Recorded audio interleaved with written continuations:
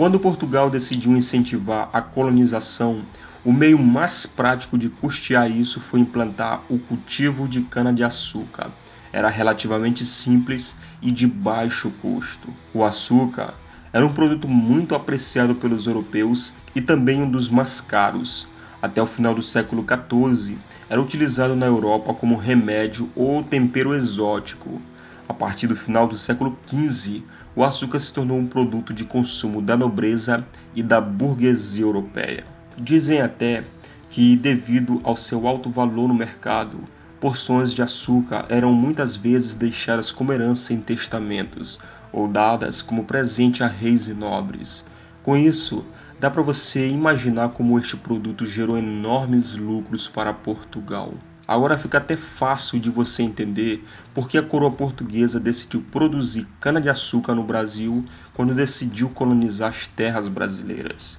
O açúcar alcançava altos preços na Europa, o solo e o clima favoráveis do litoral propiciaram o cultivo da cana.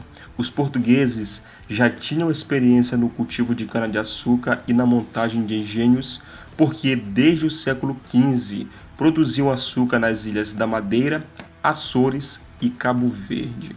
Mesmo possuindo tantas vantagens, o governo português ainda contou com o auxílio da burguesia holandesa. Enquanto Portugal explorava economicamente as terras com a criação das plantações e engenhos, os holandeses emprestavam dinheiro e realizavam a distribuição do açúcar no mercado europeu. Esse acordo foi de grande importância para a coroa portuguesa, tendo em vista que a mesma não contava com recursos suficientes para investir na atividade.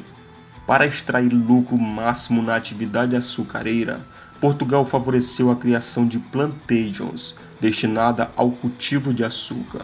O plantation foi um sistema de exploração colonial utilizado entre os séculos XV e XIX, principalmente nas colônias europeias da América, tanto a portuguesa quanto em alguns locais das colônias espanholas e também nas colônias inglesas britânicas. Ele consiste basicamente em 4 características principais: grandes latifúndios, monocultura, trabalho escravo e exportação para a metrópole.